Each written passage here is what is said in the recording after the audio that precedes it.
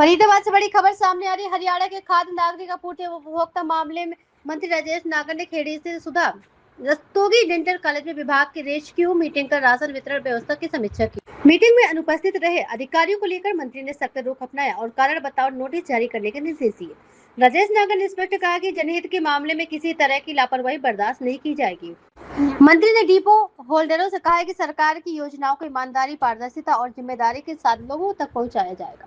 प्रत्येक पात्र ration card धारक को उनकी यूनिट के अनुसार पूरा राशन मिलना चाहिए। अगर किसी कार्ड धारक का राशन बकाया रह जाता है तो उसकी स्पष्ट एंट्री बिल की जाए। वहीं 2 से 3 दिन में बकाया राशन कार्ड नहीं मिलने पर संबंधित कार्यालय में शिकायत दर्ज कराने के निर्देश भी दिए गए हैं।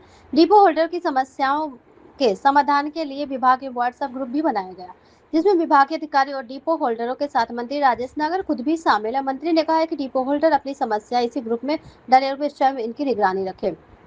उन्होंने यह भी स्पष्ट किया कि डिपो होल्डरों तक राशन पहुंचाने की व्यवस्था सरकार की ओर से निःशुल्क। अगर कोई ट्रांसपोर्ट राशन पहुंचाने के बदले पैसे की मांग करता है तो तत्काल विभाग को सूचना दे। डिपो होल्डरों नई मशीनों और इलेक्ट्रॉनिक कार्डों से सही इस्तेमाल के साथ साथ प्रतिदिन डिपो खोलने के निर्देश दिए हैं ताकि उपभोक्ताओं को लंबी कतारों और अनावश्यक इंतजार में राहत मिल सके। राजेश नागर ने कहा है कि अगर विभाग का कोई कर्मचारी डिपो होल्डर पर अनावश्यक दबाव बनाता है तो परेशान करता है तो इसकी सूचना सीधे उन्हें दी जाए, जिन्होंने जल्द ही नए राशन कार्ड डिपो की प्रक्रिया शुरू करने और डिपो होल्डरों का कमीशन हर महीने 1 से 5 तारीख के सीधे बैंक खाते में भेजने की व्यवस्था की जानकारी दी। आज तमाम डिपो होल्डरों के साथ बैठक की, अधिकारी मौजूद थे, क्या क्या समस्या सामने आई, कैसे निपटारा किया?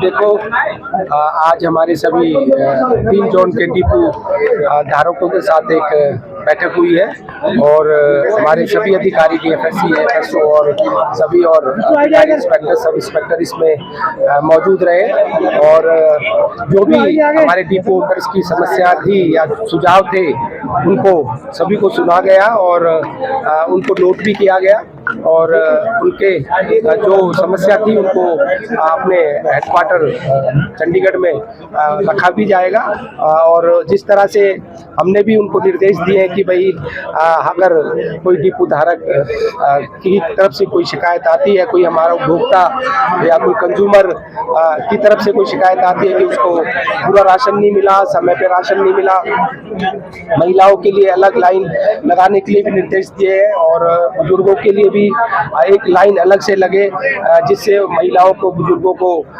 दिक्कत ना हो, ज़्यादा समय तक लाइन में लगना ना पड़े और समय से राशन खोले और समय से राशन का डिपो तो बंद किया जाए।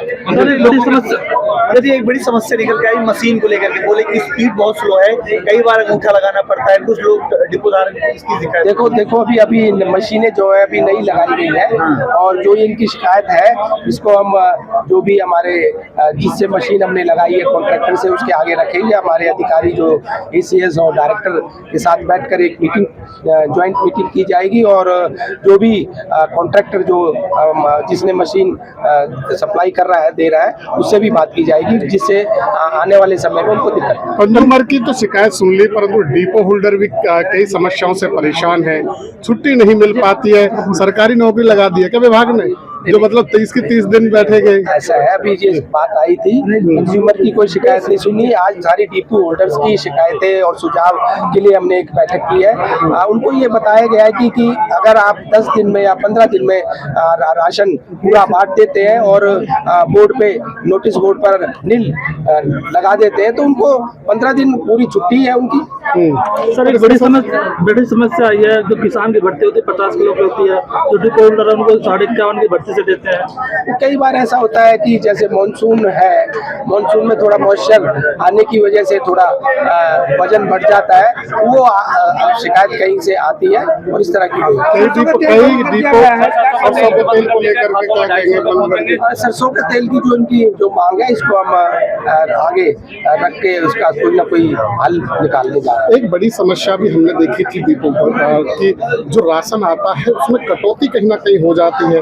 अब ऐसे में डिपो होल्डर उस राशन को पूरा कैसे करें? बड़ा सवाल तो इस बात को लेकर है। ये बैठक में हमने उनको यही कहा है कि अगर किसी को भी कोई डिपो धारक को कोई भी ट्रांसपोर्टर या जो उसको राशन मिल रहा है उसका वजन पूरा नहीं है या कम है तो उसकी शिकायत डीएफएससी को भी कर सकता है। और मैंने अपना पर्सनल नंबर भी सभी डिपो धारकों को दे दिया है कि अगर कोई शिकायत है तो डायरेक्ट मुझे फोन पे बता सकते हैं। और मैं जो एक व्हाट्सएप ग्रुप इनके साथ है उसमें भी मैंने अपने आप को जोड़ दिया है। डिपो धारकों ने एक बड़ी समस्या रखी है कि क्या नाम है, किसी डिपो होल्डर पे 100 कार्ड है, किसी पे 2000 कार्ड है, ऐसे तो इसमें मैंने उसको पूछा था कि भी किन डिपो होल्डर्स के पास 100 कार्ड है, उसमें मात्र 2 या 3 ऐसे डिपो होल्डर मिले।